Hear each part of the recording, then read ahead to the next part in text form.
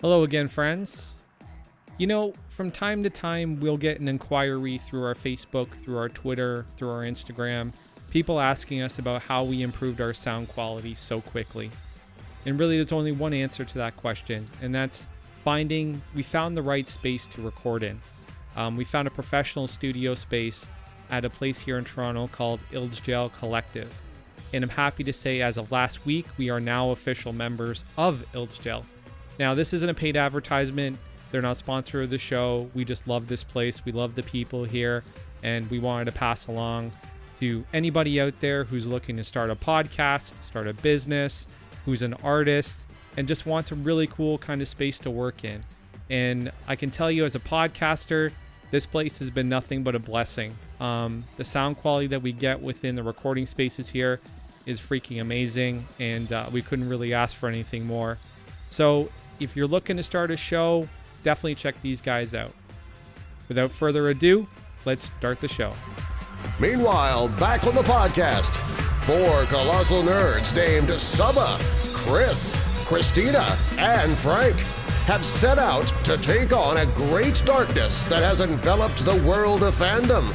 With their powers of common sense and the strength to take on even the most butthurt Twitter mobs and insufferable comment section trolls, they fight for truth, objectivity, and nuance in the conversation and debate over fictional made-up shit.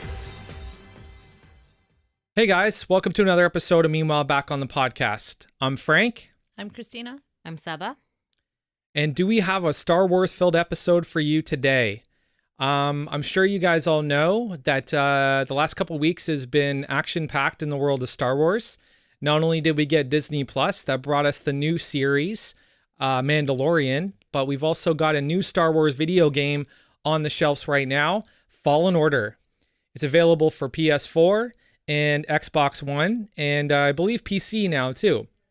So wanted to start off by just talking about Fallen Order a bit. Me and Saba had an opportunity to go out and pick up the game, and we've played it a little bit, and I gotta say, Star Wars video gaming is back. I love it. I love it too. And I love story. It has story, and that's what I love about this game. You know, we're getting back to a place where the storytelling in this game is actually going to matter to the canon. It's actually of consequence. Not that it wasn't in Battlefront 2, but I just didn't feel the connection to the Star Wars universe by playing the role of a disillusioned Empire officer. It just didn't really speak to me, you know? So I'm glad to be back in the boots of a Jedi. I'm glad to have a lightsaber in my hand. Yeah, starting off with one is like a big thing. Yes. Also, the fact I really do love like how they motion captured the actual actor behind it as well. Yep. Man, he's got some great hair. Great hair. There's a nice swoop in there. That's the first thing I noticed. He's got a swoop in his hair. Yeah, it's honestly a great game. I really like the gameplay itself is really cool. You know, you have that tutorial in the beginning. I don't know if we're giving spoilers away at all. We're both not far in the game, so we don't have a lot to spoil. We're not that far yet. No. Yeah, I think I'm on the third planet, but she's playing on Jedi Knight. I'm playing on Jedi Master. I'm going to switch. Just want to stipulate that. Okay, I'm gonna switch. I just like clicked OK and go, but you can switch it midway. I'll switch. Yeah. I'll you have to switch. No, it's fine. It's not a competition. Oh, but obviously it is. I'm just trying to... I was doing this, so I was like, I'm gonna get a nice recap. So, you know, I'll play through some of it. But you know what? I'm switching because it's now a competition. I'm just trying to explain while I'm still on the planet of Zepho. Yeah, okay? but I'm also on the same planet. You're trying to say you're better at video games. No, I'm not. Anyway, I'm also on the planet of Zepho. I just got there. But I got it. I didn't pre-order it. I just like went the next day and picked it up. Did you really? Yeah, it was like there. Because when I went to pick up my pre-order, they were like, you pre-ordered, right? And I was like, yeah, I pre-ordered. He goes, good, because we're all sold out. No, well, I was visiting my hometown that weekend because it was my mom's birthday. Mm-hmm. So I just went to the EB Games like there. Oh, actually, my brother went there. And I was like, "Can you let me know if it's there?" And he just bought it. He's like, "Yeah, it's there." And I e-transferred him. Nice. That's cool. A story. Anyway, that was a really great story there. But yeah, the game itself, the gameplay is really good. I really like the world. I will say, it took me a second when you first are controlling me, like, where the fuck do I go? And then I'm like, oh, I go and slide down this thing. Like that took a second longer than I thought. I do think it's interesting the sort of the experience points or the skill points. It's like sort of like a sphere grid. It harkens back. So a lot of RPGs. Which Yeah, I a lot love, of RPG stuff. Love playing RPGs. Yeah. It's my favorite genre of gaming. So to see that, but then I always get the issue. It's like, which way do I want to go? Do I want to go defense? Do I want to go attack? Is it force? So lately, I'm kind of doing attack defense, and then I will worry about the force. Okay. But I do like it so far. I'm building up my lightsaber skills as fast as I fucking possibly can, because it's the first game that I've had in a long time where there's actually a lightsaber combat system. You know what I'm saying? And like combos. Yeah, and combos, right? And in Battlefront, you got to play as Luke Skywalker in one mission, right? But there wasn't really like anybody that could oppose you with a lightsaber or an actual melee weapon. Like you're just literally fighting stormtroopers, right? So it just wasn't as fun as this. And you know, honestly, I think some big pluses of this game is I like the marriage of the free running engine that the Drake series had, or sorry, the Drake, Nathan Drake, Uncharted, the Uncharted series has with this game. I really like playing like that. But I also like that I'm literally looking for like relics that are going to help me build the Star Wars mythos. I think that's fucking really, really cool. Yeah. And that is interesting. Like the whole scanning and like BD1, I really like him. Really as like a BD1's unit. great. Yeah. He seems cool. I also like your like pilot, Grease. What's his name again? Grease, yeah. Yeah, he's pretty cool. Yeah. I do think, there's a lot. And because it's canon, I wonder if we'll see this tie in somehow. But like how it'll tie into the whole universe. Because I think it's really interesting that there is this like list of I don't want to. Okay, no spoilers. I'm not gonna say anything. They give away a pretty big planet right away. Yeah. But just in case you guys haven't gone that far, maybe we'll like touch in with you like a week or two from now. But I do like the gameplay so far. I like the fact that you can sort of like reflect like the little lasers that are coming at you. The graphics are great. Graphics are great. I haven't run into really any glitches or anything. Nope. Thus far. No glitches. And yeah, I'm excited to sort of play through and really excited to see like the story expand and like what other characters I might end up meeting. Did you have anything that popped at you that you didn't like? Because I definitely have a couple issues with the game. The issues I had with the game, let me think. Sometimes they don't tell you how to do things. You need to figure it yourself, which is fine. The map was kind of confusing for me. The map's definitely challenging. It's not something I've ever seen before. Like it's 3-dimensional. You've got the control of changing the levels from the first, second, or third, depending on how many. It is confusing, without a doubt. Without a doubt. My problem was when you're using the targeting system, like when you're targeting an opponent, like having the wherewithal to switch in like as you're fighting. It's hard. It's definitely a fucking challenge, right? It's without a doubt. Like finger gymnastics. Yeah, 100% finger gymnastics. That was definitely a challenge. And I didn't feel like the block function was fast enough. I wonder if that's something that'll improve. I don't know. Because I think it might with the defense, because it is like a really arbitrary block. Yeah. As of now. The targeting, I'll give you that for sure. It's a little like, I don't know. It's not as user-friendly as it could be. Yeah. Yeah. But yeah. Are you, what are you playing it on? I'm playing on, what do you mean? Like what? PS4. Okay, I'm also playing on PS4. Yeah. I wonder if it's like a different experience for no. other stuff. But I'm probably gonna play it on Switch, but like, do they have it on Switch? I don't know. Yeah, so I was trying to find out if it's on Switch. I don't know if it is. I don't know if it has like the capacity. They put a lot of games turned out to be on Switch that I was surprised at. So yeah. Switch has actually got a lot of games that have a lot of memory. So yeah. But yeah, the download was like 55 gigs or some shit. So I didn't have to make room, which was good. That's why I haven't played Red Dead Redemption 2 yet, because I have to get a fucking separate hard drive. Because that game is fucking gigantic. But yeah, no, I really like this story. I'm seeing people post stuff about, living out Order 66. I like all the flashbacks to the training sessions with your master. I think that's really cool. I really like the wall running. The wall running, I'm obsessed with. Is really cool. I really dig that. Because honestly, when I think of Jedis, I think they can do shit like that. I don't like the fact that I can only jump like Like I can like my jumping's limited. I wonder if that will also improve. I fucking hope so, because like Jedis can literally like leap Because with all like the Superman. combo They're stuff, like yeah. I assume it might. Because there's RPGs like that where you have like these combos that you add on. So I wonder like if these are skills that you will be Develop able to over time. Yeah, Yeah. I think so. I think there will be a lot more development, especially like the grid we're at is so small and it becomes so vast.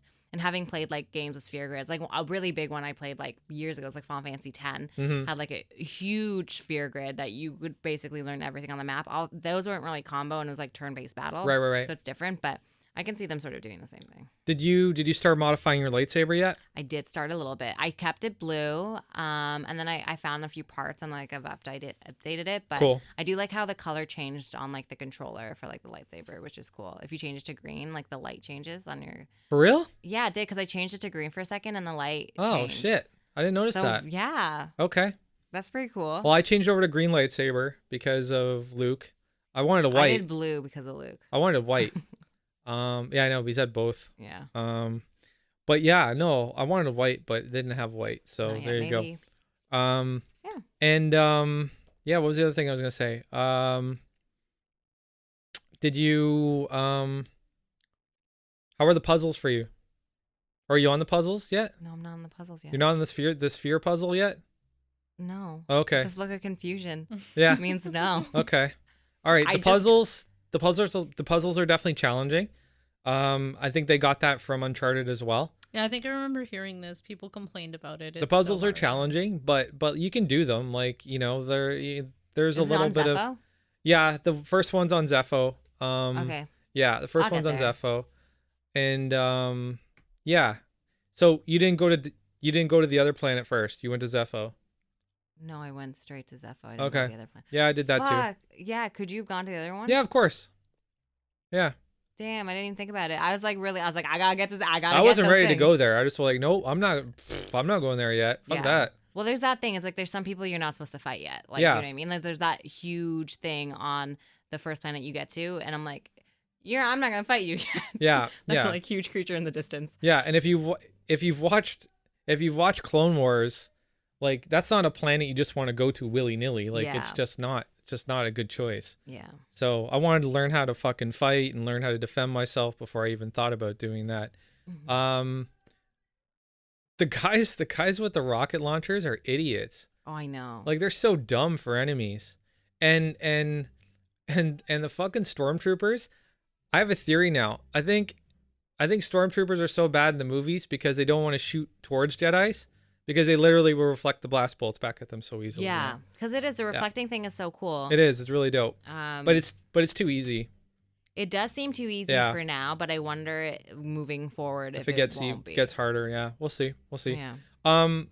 The woman of color who plays your Sarah, C-R-E. Ceres, is that her name? I think it's C-R-E.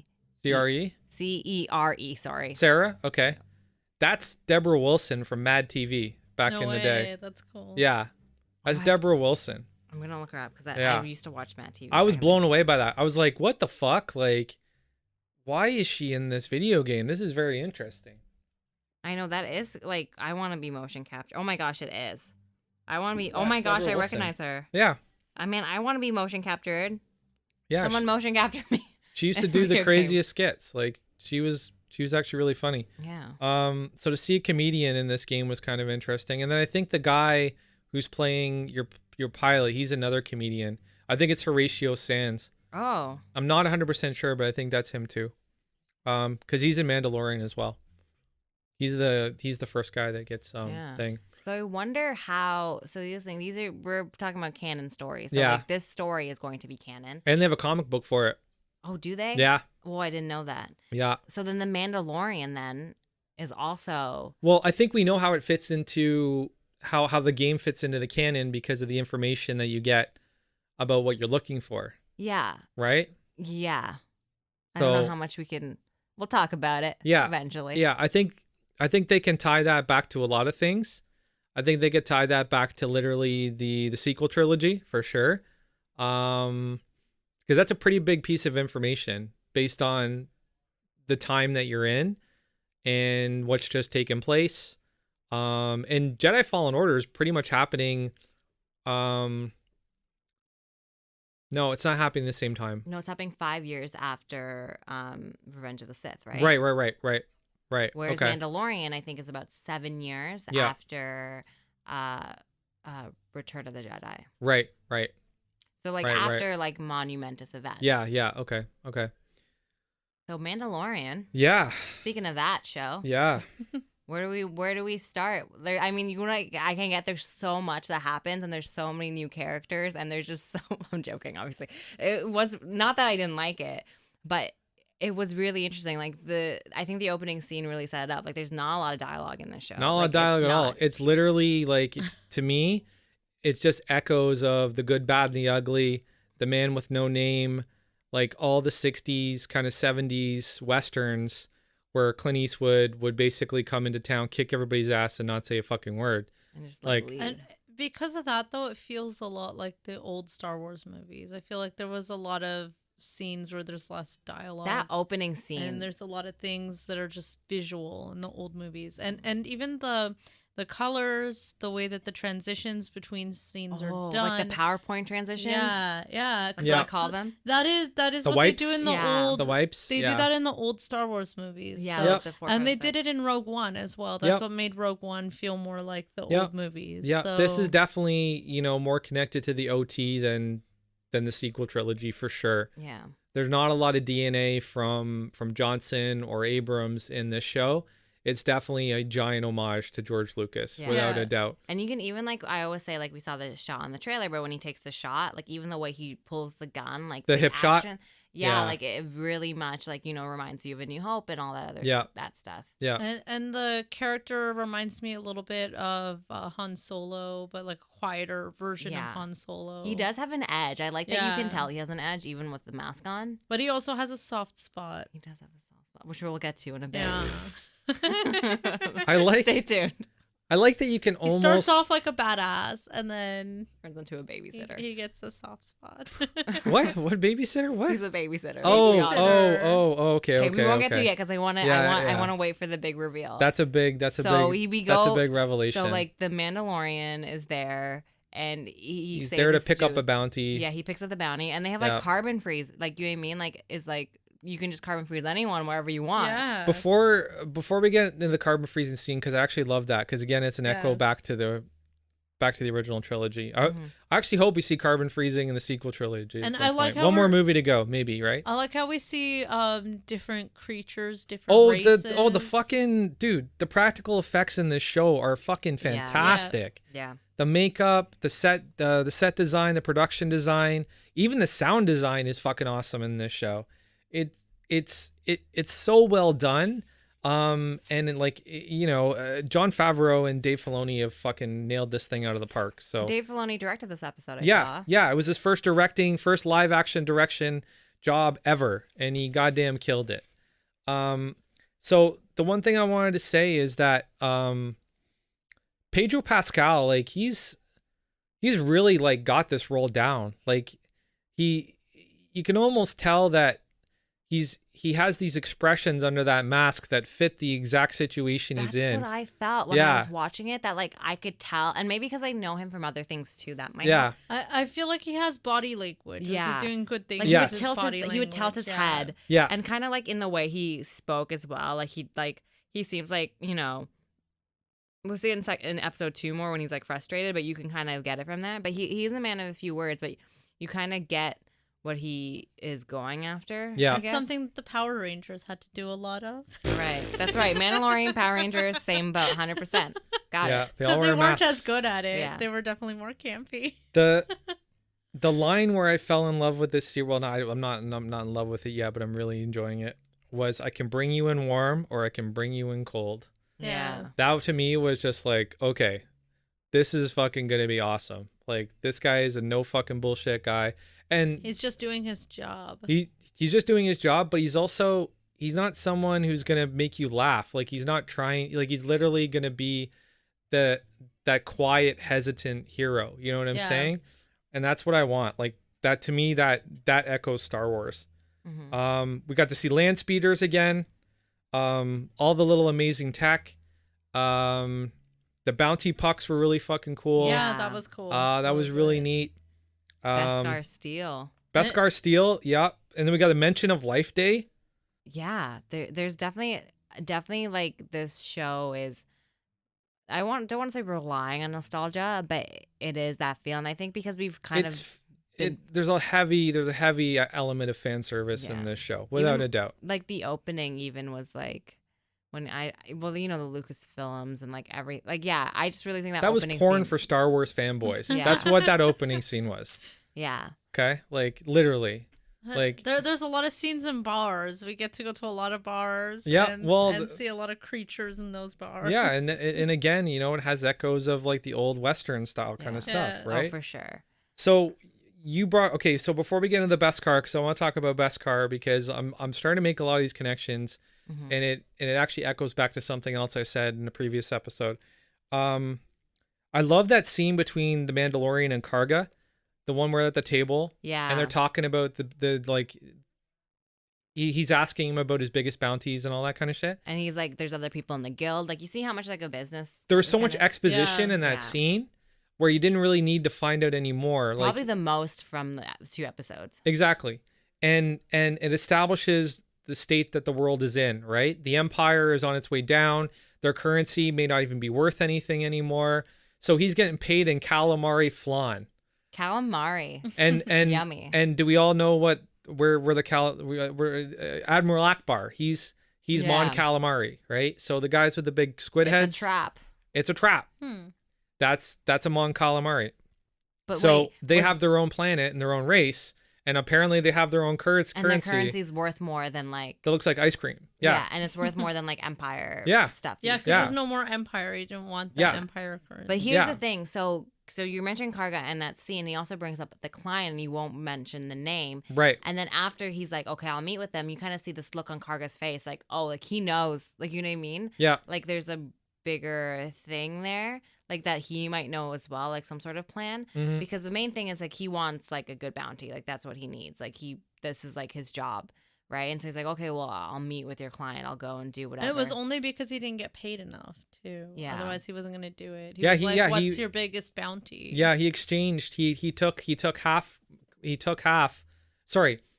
He wanted more money, and then Karga said that he could only pay him in half, but with the flan, with the Mon Calamari flan or whatever the fuck it's called. So he only got half of his bounty. So that's why he took another mission, because he didn't make enough money. Yeah, well, and he's probably a very enterprising bounty hunter. He's kind of but also if you're a bounty hunter, there's and costs. All that shit. Yeah, because you have to pay for everything as you go. He literally says that. He goes, I can't even buy fuel with that shit. Yeah. Right? So, so we get to see a little bit more of the cast as we move along. And we got Carl Weathers, Apollo Creed, Predator. He was in Happy Gilmore.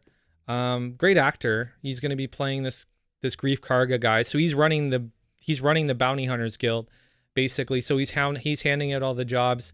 He's managing all the jobs. So this character will be an interesting. He'll play an interesting role in kind of how this story probably develops. And then he gets sent off to go see some mystery client. The door opens, and we're surrounded by fucking stormtroopers. Yeah, that was my favorite scene, so I wasn't expecting it. Because it still exists, like, you know what I mean? You can't kill like. Well, they're like the Nazis, right? Like after they got kicked out of Germany and Russia and all the other places they were occupying, they went underground, right? And they still operated. They were trying to get back on their feet, right? So that's where I'm gonna liken back to what I was saying about the whole Operation High Jump thing with the Beskar Steel to me was like the stolen Jewish gold. That's the way I kind of saw it. And they're trying to like get it back. It seemed like it had some kind of religious like cultural implication or cultural implication. But it's like, the Nazis financed their war machine with whatever they stole from the Jews, right? Whatever they stole from the Jewish people was what financed their war machine, right? So I think this is the same thing. The Jewish people. Yeah. So I think this is almost kind of the same thing. And, I said in a previous episode. Well, it's an analogy to it. Yeah. That's what I'm like. What I'm trying to say is I think that the creative team from Star Wars takes more from world history than we're really aware of. You know what I It mean? makes sense. Yeah, Yeah, for sure. yeah. Well, so the Mandalorians did have like this whole like great sort of purge that happened to them, right? And Yeah, we and they kinda took see their resources and their gold and all we that. see Yeah. a flashback of this, right? And he once he receives this, like this is his thing, like okay, I think like regardless, he was going to take the deal, but I think the Beskar steel because he's like you get this now and you get this other thing after, Yeah, right? because he wants to like. I think the fact that he's in this shabby armor, like literally looks like it doesn't look like It's like Beskar, right? You're just pulling in together what you have. Yeah, he's just pulling together what you have. I think his goal is to build himself another suit of armor. Yeah. So this idea that he can get as much Beskar steel as he needs to build a complete armor set is something that's very alluring to him, right? So that's why he's taking these shitty jobs. And he goes to the armorer and she like kind of like molds it for him, like whatever. And it's a really great scene and we kind of Fantastic scene. Yeah. Yeah. And did you guys get the religious connection that I did? Like, cause like okay, so before we jump into that though, I want to also mention, did you guys notice that the stormtroopers looked like they were just hanging on by a thread? They did. They were real messy. They were fucked. Yeah, they looked like dirty. They weren't white. They had that, what do you call it? Weathered. They had carbon burns, like laser burns, like all over, right? Yeah. It looked like they were literally hanging on by a just thread. like don't wear the suit, guys. Like just take it off. Well, for that's a what second. surprised me. I was just like, why are you still stormtroopers after all? You can be anything else. You can have better armor. You can have regular clothes. That and Werner Herzog's character, the crime lord or the warlord or whatever, he's like dressed head to toe like a fucking pimp. He's got a giant medallion. He's got a giant medallion and on. robes. He's and wearing robes and shit. Yeah. So Yeah, clearly, like, try not to like draw attention to yourself. Like a stormtrooper outfit, even if you didn't know what a stormtrooper was and you just saw someone in that outfit, your eyes would go look. Yeah. Yeah, Like, I think that's Yeah. like what Frank alluded to, that they still have this. They're still attached to their old culture, and they're trying to bring back their old regime. So they're still like stuck in. They're still fighting for their beliefs, for their ideals, right? Yeah. This empire united under one emperor, right? Even though the emperor's fucking dead by now.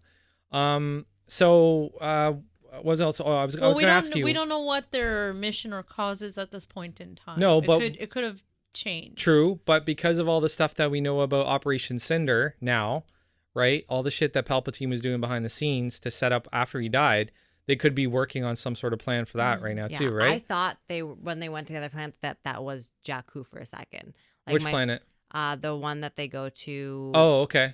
Later on, like that's what I was thinking too in terms of Operation Cinder. Shit. But we don't really. I don't think it is. The planet's not named. I think it is named like Alvara. Oh, is it? 7 or something? Oh, I okay. have to look it up. Okay. I think it's Arvala 7. I think so. Okay. But we have to see how this all connects. Yeah. In the end, like where is the storyline going to fall among? Because this is before like the First Order, so this is before the trilogy that we know now. Like the trilogy that is currently coming out. What did you guys think of Werner Herzog as the Empire's? I like the way he said warlord. parsec. He did say parsec very well. He has like an interesting. Does he scare you? Like, does he look like he wants to eat your children? Because that's what he looks like to me. Like he comes across that way. He didn't. Kind of a terrifying creepy. dude. He was really creepy. I feel like that's a good vibe. Yeah, I think he did a great job. I'm really looking forward to see the bigger role that he plays after the Mandalorian fucks him over, how he responds to it, blah, blah, blah, And blah. I think there was some kind of manipulation at play because of what we see in the next scene. Yeah. So. Yeah. So let's talk about the Mandalorian and the whole the forge and the smith. So I saw that as a very like religious thing. It did seem like a religious thing. I almost kind of saw the smith as like the head of the religion, because their religion is based on weapons and based on war and based on combat. Like, wouldn't it make sense that the weaponsmith would be like kind of like a priest figure? Yeah. He did say weapons are part of his religion. Yeah, exactly. Exactly. And we know that Mandalorian culture is very much rooted in combat and conflict. And her costume looked gold, like her outfit looked like it was gold. And her helmet was like very different. Yeah. And did you guys catch the part where she said, "Has your signet been revealed yet?" And he's like, "Not yet." Not yet. But it will be. She said, "But it will be." That's something to come. And I actually Googled that because I wasn't like being as much a Star Wars fan as I am. I wasn't too sure about what that meant. So what is it? Is it like his persona, I guess? Like no, it's like so it's like a ring. It's like a physical symbol to indicate your allegiance to something. Could be the Jedi, could be the Empire, could be the Republic, could be whatever. So apparently there's something else going on in the background in terms of the Mandalorian's mission outside of his work as a bounty hunter. Oh, okay. That's what I think that alludes to. So it's like, okay, it's like his cause in life or something. Yeah, like he's taking on some sort of mission, probably, like having to do with his clan. Okay. Probably having to do with his Mandalorian clan, that's my guess. Okay. Yeah, so they go to that next planet. He's hunting down his bounty. He has that fob with him. Yeah. And instead though he meets a fun little character. Cool or annoying character. I loved him. I loved him. The blue guy is I found him annoying. No, the pig guy. The pig guy. Oh yeah, okay. He's like an Ugnaught. Yeah, he's an Ugnaught. I didn't like him when we first met him, but he grew on me. I like the whole. It's like the scene is interesting because he's like, "Why are you here?" And he's like, "I'm here because like I want to like, I'm here for this bounty." And his whole thing is like, "Okay, like I'll help you because you're a Mandalorian. Like I just want people are like disturbing my peace. Yeah, and they keep coming here. Yeah, and he doesn't want that. Like he is a man who has kind of earned his freedom, it seems, and is like, I don't want people coming through. And because you're a Mandalorian, I will help you. So I got the vibe that he's just like retired. He's chilling on his ranch. Yeah, that's true. He kind of said something like that. He's like, "Oh no, I did all my work. Like I'm just resting at this point." Yeah, he said that in the second episode. Yeah. He alluded that his days of servitude were over. Yeah, essentially, I'm retired. Leave me alone. Yeah. And then he tells him about the horse lizard thingies, blurgs. Is that what they're called? The blurgs. Yeah. Yeah, that was fun. But we get to see before even that the Mandalorian fucking flamethrower and all that shit. So we get to see his arsenal. Yeah. Get to see his full arsenal that's literally attached to his entire body. Like they're basically a walking armory. That was pretty fucking cool. I like that despite that, he still couldn't fight off two of those. The blurgs? Yeah, two of the blurgs. Yeah. I didn't really like the blurg training scene. I gotta be honest with you. It kind of felt kind of fucking hokey. Like I liked it because he was like, "Why am I doing this? I don't have time for this. Like, well, don't you have a spaceship?" Well, yeah, but then he's like, closer? Yeah, but then he's like, he's like, you have to learn how to do this because it's the only way to get there. I'm sorry, I don't buy that shit. It's fucking, it's space. It's the only way to get there. I feel you. I was like, can you get a speeder? From somewhere? Like what the that's fuck? what he said, and the old guy's just like, "No, this is how we're going." Sorry. It's like a Yoda-like thing, though. Like Yoda. I felt like the old guy did it just because he wanted to see if he could if he could tame the blurg. Yeah, no, I think that was part of it too. But I also think it was part of him trying to see who he's dealing with and what kind of character this person is. I think that may be part of it, but I think it was more or less the creative team trying to echo back to more Wild West kind of stuff. The breaking of the stallion, Star Wars. all that kind of shit. Yeah, it's a Star Wars because it's a goddamn blurg, but you could throw a horse in there and it'd be the exact same thing. That it's an elder person trying to teach a younger person. Well, that's true. It's like instead of taking a shortcut. Yeah, it's like that's Empire true. Strikes Back when he's like when Luke is doing the headstand and like Yoda's like it's like kind of one of those. It's things. kind of like it's not totally necessary. There's for sure other ways to get there, but the old guy is doing something. Yeah. He's testing something, and he's like, I like his whole thing. Like when he's finished, he's like, I have spoken. Yeah, I'm like, damn, that. I'm gonna pull that line as soon as someone cuts. I'm gonna like, you know what? I've spoken. That's what we're calling it. That's what we're calling this show, by the way. We have spoken. Yeah, guys. That's like the I'm done Mandalorian talking after to show. you now. Yeah, yeah. Did you guys find that the timing of Kuhl's mouth movements weren't on par, or like weren't up to speed with his actual dialogue?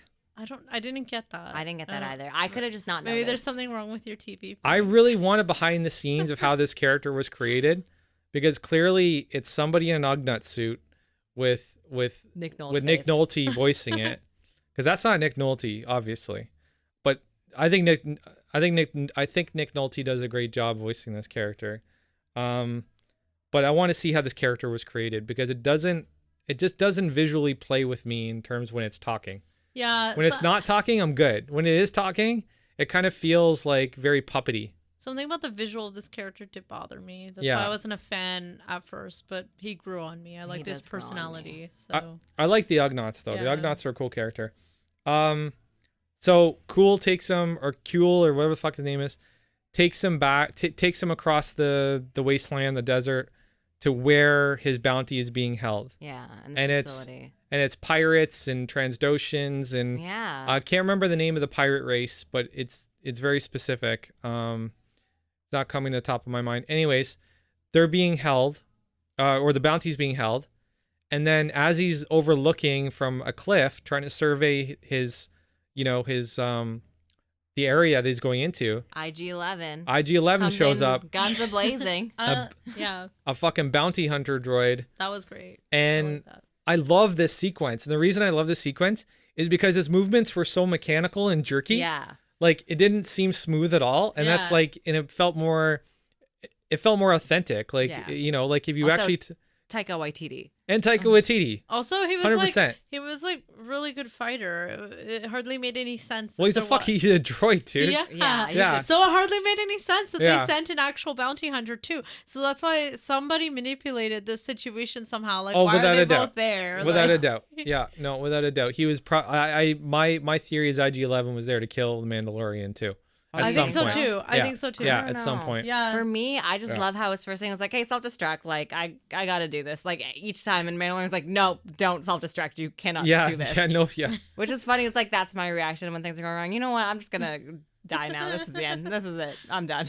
And that was such a Taika thing too. He's just like, yeah, I'm gonna trigger my self-destruct. Well, cause the robot can see the probability of it ending. Well, it doesn't want to be badly. captured. Yeah. It doesn't want to be captured. Yeah, so the robot sees that the probability is that he's going to be captured, whereas the human is like, nah, I can do this. Like, there's a way out of this. Yeah.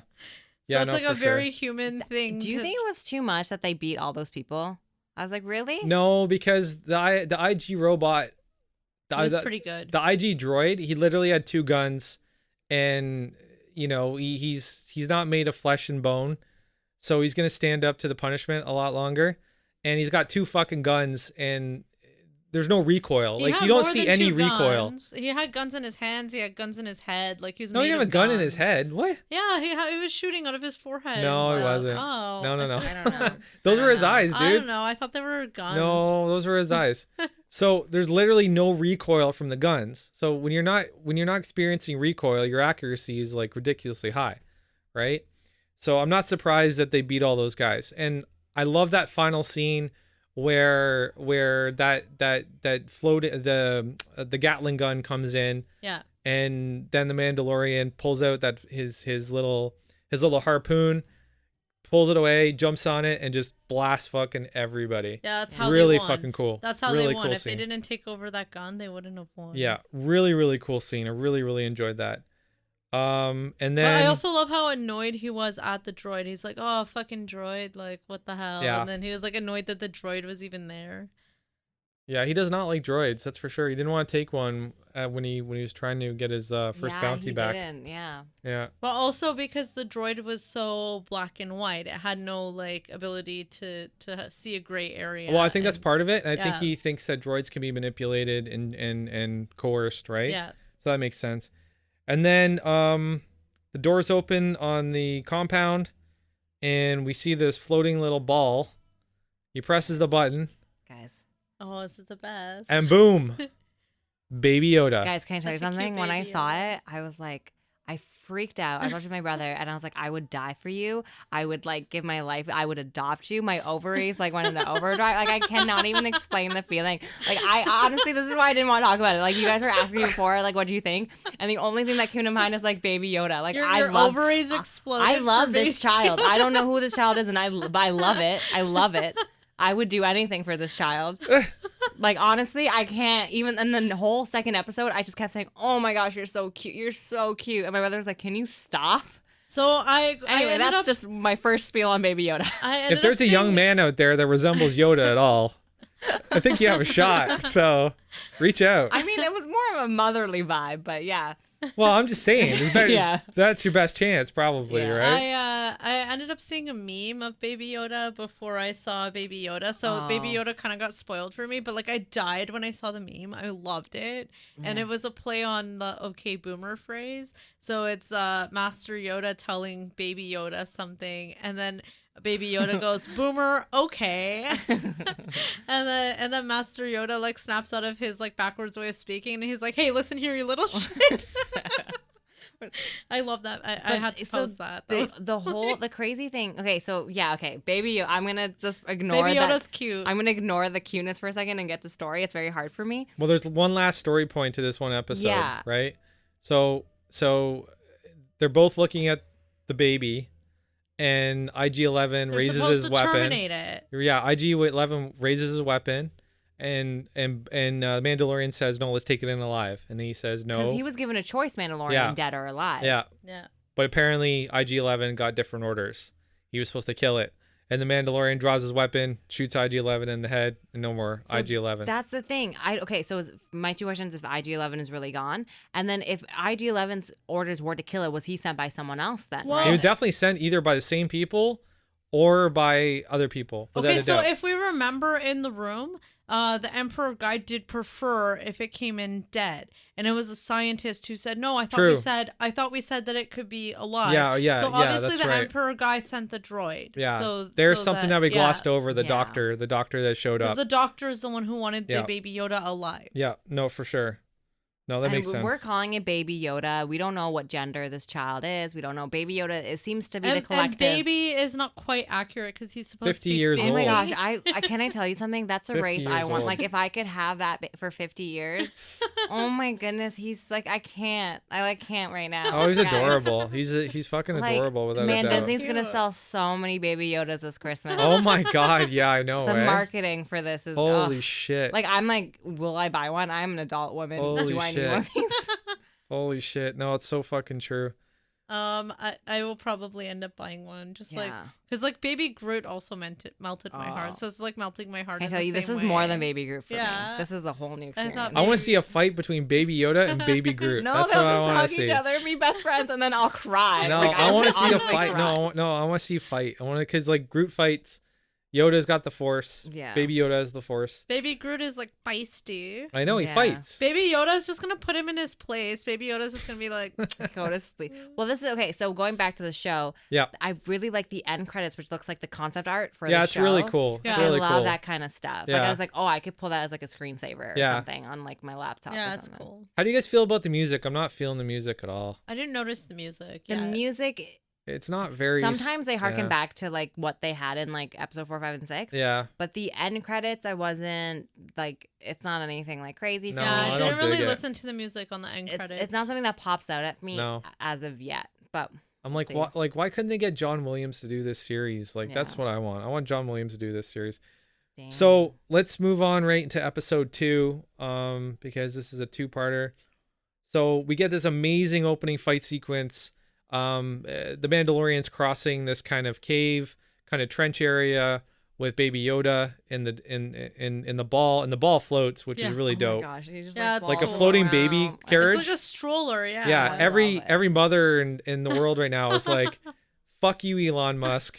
Stop with the cars. Stop with the solar. And it follows Build him. me a floating He doesn't goddamn have to baby do carriage. anything. I know. It As just someone like, follows I don't him. like have kids, but like I have nieces and nephews, and my brother and my sister-in-law have like 4 kids. Yeah. And the stroller stuff is crazy. Yeah. Like getting all of them. So yeah, I could totally see that. Yeah, no, it's definitely something that would be welcomed by the market right now. So they're crossing this little like trench area, and they come across three Transdoshans. 3 Transdoshans, big fuckers, big axes. And they have their own tracking fob. And they have their own tracking fob. And he managed to take them down in close quarters combat. 2 of them down. The third one is running towards Baby Yoda. And we get to see the first ever Star Wars disintegration I thought that was the fucking coolest thing ever because we did. because Darth Vader literally says to Boba Fett in Empire Strikes Back, no disintegrations. And I thought I would never get to see a disintegration. But we did. But I got to see a disintegration. And it was fucking awesome. We've only waited like 30 years. And it was done with like this little like this fucking rifle that looks like it could be in like the Civil weaponry War. Was really interesting for me, like to see his arsenal. So he has the flamethrower. He has like this rifle. Yeah. He also has like he can fight with like a staff of sorts. Yeah, it's like a stun tuning fork. It's like a fucking tuning fork. He like stuck it in the Trandoshan guys a couple times. Yeah, that reminds me of something like you would see people who hunt game, like large game, have things like that. So have a big tuning fork? Like a stick that zaps. A thing at the end of their rifles or something, maybe. Yeah. But yeah, we see that fight scene and then he is injured in that. And then he like, oh my gosh, this scene. So guys, I'm sorry. Every time he comes up, I'm going to lose it. You just have to expect that from me now. He got cut deep too. He got cut really deep. And then like you see Baby Yoda looking at it. And then he comes out and his hands just like out there. He wants to heal it with the Force. And then he picks him up and I was like, oh, I wish I could just pick. Yeah. I would cuddle with that baby. Anyway, but like he tries to do something and he's just like, nope, you go back in here. Yeah. I wonder what Baby Yoda thinks. Like, and he climbs down another time too. I know. He gets down twice. I wonder what Baby Yoda thinks. Like, I wonder what he thinks is happening to him. Yeah. Yeah, but he seems to be choosing to follow the Mandalorian too. Like, I think he's choosing to follow because he fucking has the Force. Like, yeah, because he does. I guess like he was trapped wherever he was, and now he's like, cool, this guy like freed me. I'm gonna follow him around. I think he can sense he's at least a decent guy. He saved his life. He saw him save his life, right? Yeah. And then also the fact is that like he's 50, which is young in like that species years. Yeah. So like Yoda lived to be like 900 something, yeah, right? 1,000 or some shit. Or something like that. Yeah. So, but I would imagine that he probably doesn't have like a lot of speech ability. Oh my gosh, if he starts talking. He's like, he's like 5. Like, no, 5-year-olds talk. Like, okay, usually kids start talking at around, like, we'll start babbling a little bit or, like, forming kind of words at between 1 and 2-ish. Yeah. And then 2 is when you kind of get, like, sentence forming, right? Or, like, 2 to 3 is, like, sentence forming more. Mm-hmm. And then, like, you know, and it's different between girls and boys. But, yeah, like, so in terms of, but he seems, like, different than a human baby. Like, he has other capacities that human babies don't Obviously, yeah. I love the little hand when he was reaching out too, the little fingers and the nails. Oh my god, everything's adorable. And the little nails. Yeah. Yeah, it's great. But he's so awesome. Yeah, they head back and they're like he even has like little hair on his head. He does have hair. Yeah. But they head back and lo and behold, his ship. This is something I was not expecting to see. Jawas. Yeah. Yes. Yeah, Jawas. that was cool. And not only that, but like sand crawlers. Yeah. Yeah. And I was like, because then I was like, are we on Tatooine? Like I was like, why are there so many fucking sand planets? There's just a lot, but I guess they're like on the outer rim somewhere. Like it felt like an outer rim kind of planet. Yeah, and the sand crawler, and they have the fucking giant sand crawler. Yeah. From the OT. I love the sand crawler. I loved how the Mandalorian tries to speak Jawa, and they're like, "You sound like a Wookiee." Oh yeah, that like happened. Yeah, that happened when they went for their parlay. Like, I always thought Jawas were were from Tatooine. Just Tatooine. That's it. I just assumed like it was like a lifestyle choice. I guess we'll find out. But like, I guess they're not just from Tatooine because I was like, what planet are we really? Yeah, but on? they can travel to play. They had a ship, so maybe that's why they were different colors too. Their eyes were different colors as well. Yeah. I think. So their eyes were red. Yeah. Which are they're yellow in Star Wars. Are they? Yeah. Okay. Yeah. Sorry. In the OT. Oh, okay. So they're taking apart his ship. They're stripping the fucking thing down. The sandcrawler starts pulling away with all of his shit. And the sandcrawler looked great, by the way. Like perfect replication. Perfect replication. We get this amazing stunt sequence where the Mandalorian is trying to catch up to the sandcrawler, crawl up the sandcrawler, and get inside the sandcrawler. Oh, wait, we forgot to say that the Mandalorian disintegrated like 5 Jawas. I know he did. That scene was so good, though, when he's like chasing it. And I like how Baby Yoda is just like trailing behind. In the ball? Yeah. But yeah, that was kind of crazy to see him just zap those Jawas out of nothing. Just go poof, poof, poof, just puffing. Yeah, so that stunt sequence was fucking fantastic. Well shot, well edited, and also the effects were great. I love Jawa just like throwing stuff down. They're just trying to knock him down, and then he gets his harpoon around. I guess maybe that's a cannon, or an arm or some shit, And then they all start working on the fucking thing, trying to knock that thing down. They almost got him when they drove real close to that cliff. And then he managed to pull himself up onto a ledge. Yeah, and that's actually that actually happened in Indiana Jones and The Last Crusade. Okay. There was a tank, and he was hanging from a broken tank turret, and they drove him into the wall. So that was kind of a cool echo back to something else from George Lucas. That was kind of neat. Yeah, and then he gets up to the top. And they're all fucking waiting there for him, and boom, they shoot him with the stun guns, and he fucking falls like a ton of bricks. Yeah. Just backwards. I actually wasn't sure he was going to be okay. I wasn't sure he was going to be okay either. Baby Yoda thought he was not okay. Yeah, Baby Yoda was like just looking like, damn. Oh, shit. Son. Damn. Yeah. And then so then he's like, okay, I have to go to the one guy that I know on this planet. Yeah. He's got one connection. Yeah. He goes back to Kuel. Yeah. And his thing is like, you got to bargain because he's like, he said that they don't steal. Yeah, they just strip. And I was like, can I tell you something? Those pieces of shit are so annoying. Like, yeah, I would be so annoyed if because the way they like took his ship apart was almost hysterical. Like, what? What did you take? Like, it's just so random. So they do go back to bargain, and they want this thing. Oh, you're missing one awesome part. Baby Yoda eats the frog. Baby Yoda eats the frog. Which is also cute. Put that down. Don't eat that. Yeah, get that out of your mouth. But what are they feeding he just him? Literally is he on I formula? Shit. Like, what is he? No, he's on frogs. Okay. He's on frogs. You know, he's got to make sure you get that milk. You have to liken back to the Mandalorian's not a good daddy. He doesn't know how to be a daddy, so he didn't even think. He didn't even think about feeding. He didn't even think about feeding That's Baby the first Yoda. thing I thought about. Is like, is he going to the washroom? Does he have a diaper? Well, because you were in mother mode. The Mandalorian was not. The Mandalorian just treated him like a regular bounty. Can I tell you? He's like my brothers when they babysat me. Like, we think she's alive. She's probably fine. Yeah, exactly. Like, he didn't care if he was hungry. He didn't ask him if he needs to eat. Yeah. He didn't change his diaper. Yeah, he did. Yeah, the frog thing was funny. He just like ate it. He's probably all poopy. What the hell? We're really digging into the type side of the story I don't think people expected this to go.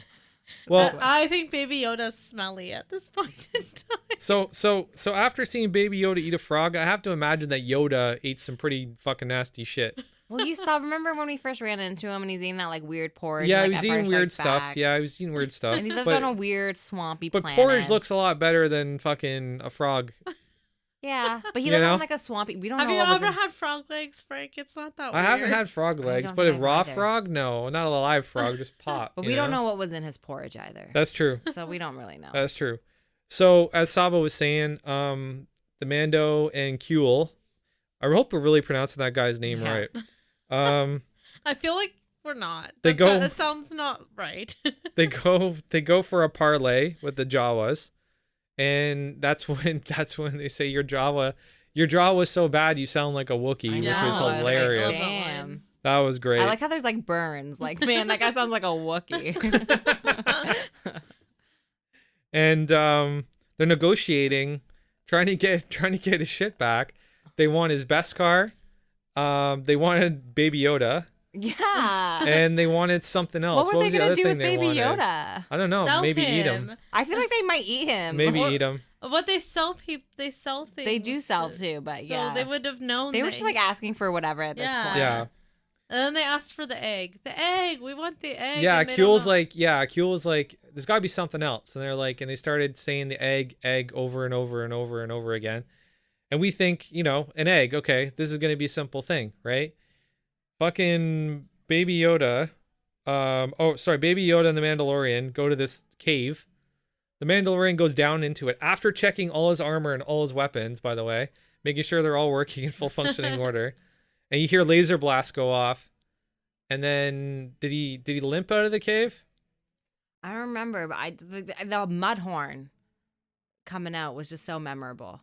The Mudhorn. The Mudhorn. Is that this what the part rhino's reminded called? me of a video game. That's what the animal's called? I think it's called Mudhorn. Oh, cool. All right. Having to go on a mission to get your shit back. That reminds me of a video game. So the Mudhorn comes out, chases him down, beats the shit out of him, leaves him almost half dead. His fucking armor is splayed open. It's broken after he fucking spent time fixing it.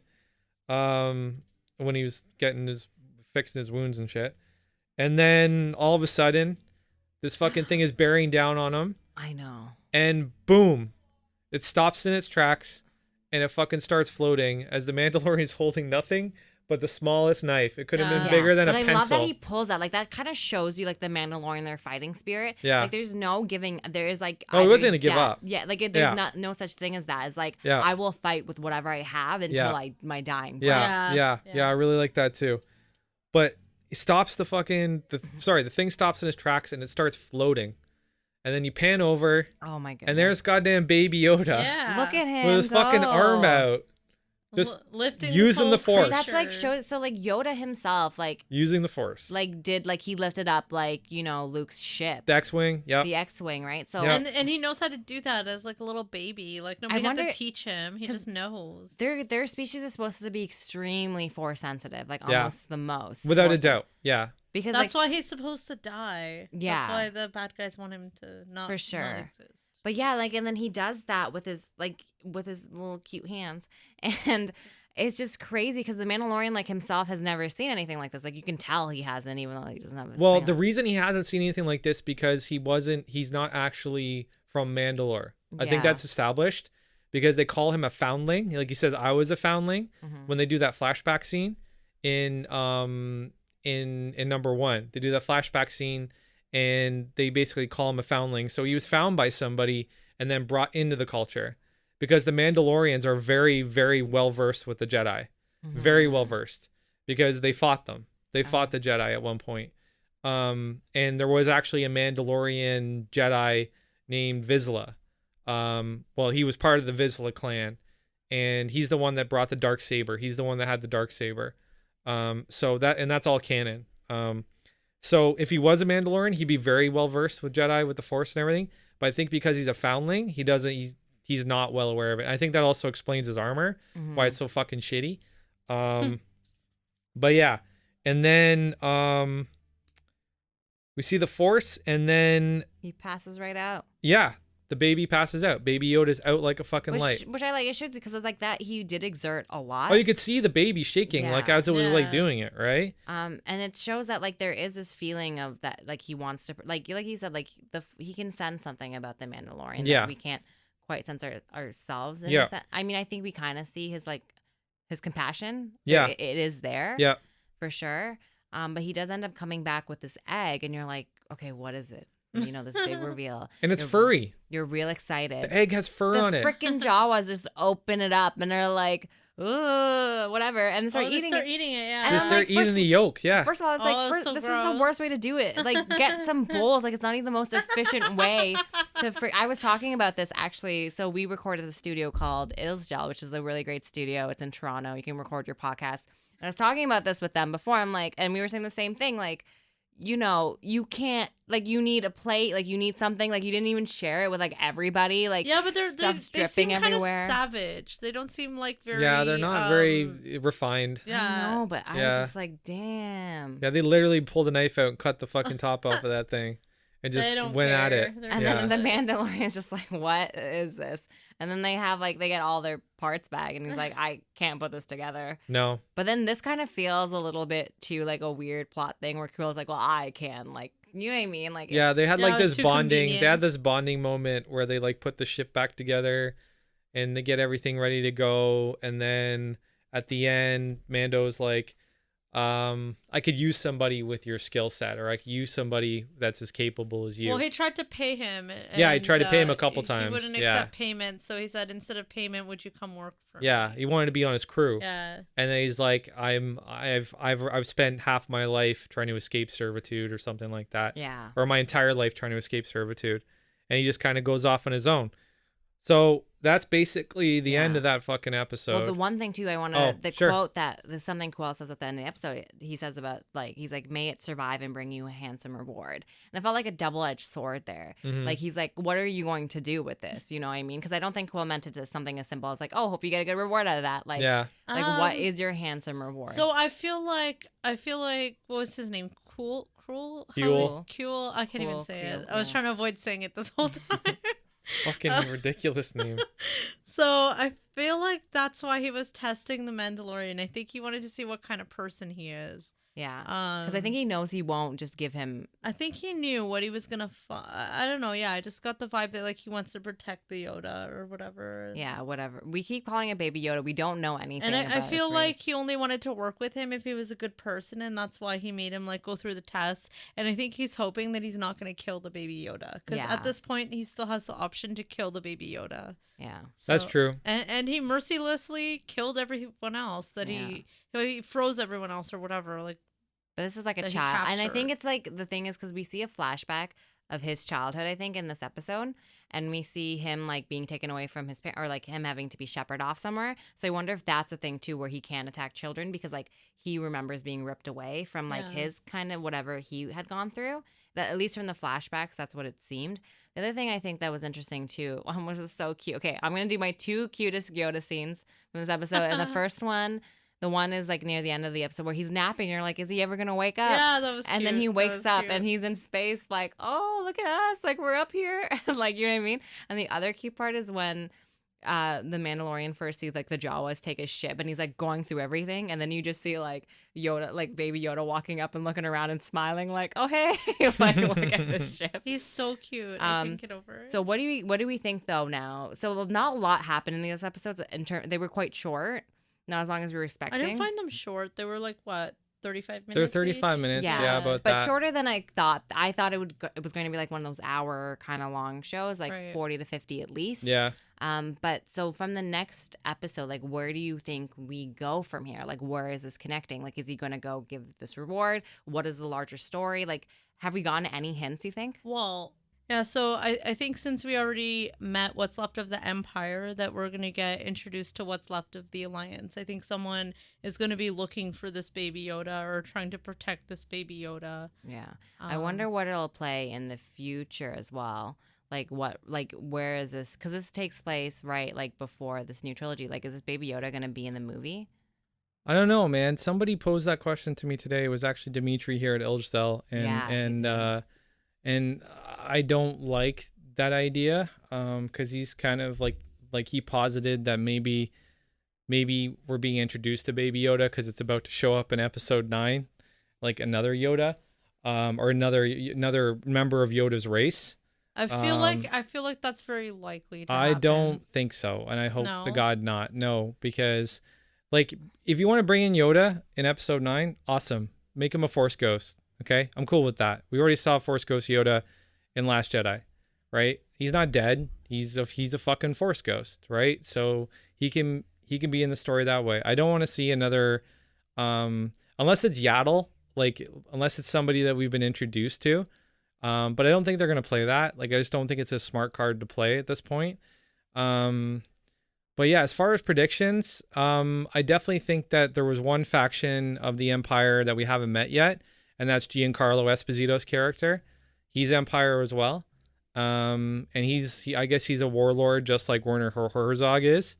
So maybe there's one faction of the Empire that wants Baby Yoda dead. And maybe there's another faction of the Empire that wants Baby Yoda alive. And someone sent IG-11, obviously, with his own mission. Yeah. And somebody sent the Mandalorian with a mission. And that's probably why there's no bounty puck and why there's no tracking information. There's nothing. It's just basically kind of like first person to get there kind of wins the race kind of deal. But he's now also openly walking around with a Baby Yoda in this world, and some people are going to know who that is or what that is. Yeah, so no. It's definitely going to draw attention to the Mandalorian. Sure. And I think it's going to create people are going to be like opportunistic about it. Sure. So. Well, we haven't been introduced to Gina Carano's character yet, Cara Dune. We haven't been introduced to her yet. I don't think it's too big of a stretch to think that we won't meet anybody from the Rebel Alliance or what is now the Republic again, because the Empire is gone. Well, they're out of power, so the Republic has been reestablished, hopefully. But I definitely think there's power vacuums fucking everywhere. Yeah. And that there's different factions of the Empire working with their own agendas. They're not all working in concert. You can't right? kill an idea once it's out there. Yeah. No, I definitely think that's a part of it for sure. I have a feeling someone's just gonna recognize the Baby Yoda as special and maybe Baby Yoda will wear a disguise. well, also because Kuel was asking the Mandalorian to explain what happened when the Force was used, because the Mandalorian wasn't familiar with that concept. Yeah, he said I'd never seen it before. He said I've never seen anything like that before. That's why, I think that supports. Kuel knew what it was. Kuel knew what it was, and I think he was trying to get an idea. Maybe he does. I don't think he does. I got the impression that he knew what it was. I didn't really get the impression that he did. I think he was just as confused as the Mandalorian was, but maybe he's not. I don't know. Maybe he's one of the Ugnaughts from Cloud City. Who knows? I got some kind of knowing vibe, like he knew something that the Mandalorian didn't. Well, if he's one of the Ugnaughts from Cloud City, there's a chance that he could know, right? So, yeah. So, any other predictions anybody else wants to make? No, man. As long as I got some more Baby Yoda, I'm good. Nothing happens to that. No one touches a hair on that baby's head. I am good. Nice. Well, he can protect himself, so that's good. Yes, he can. Yeah. So, guys, I think we're gonna wrap it up here. We're Star Wars'd out. We talked about Fallen Order. We talked about The Mandalorian, both episode 1 and episode 2. Thank you again for joining us. We will be back with an after show for episode 3, and this show is officially going to be called "We Have Spoken," after our buddy Kuel. I hope I'm pronouncing that right, especially I'm stealing his catchphrase. Yeah, so follow us on Instagram, meanwhile_pod. Find our show wherever you get your podcasts. And again, thank you for joining us. This is Frank. This is Christina. This is Saba. Peace, guys. May the Force be with you.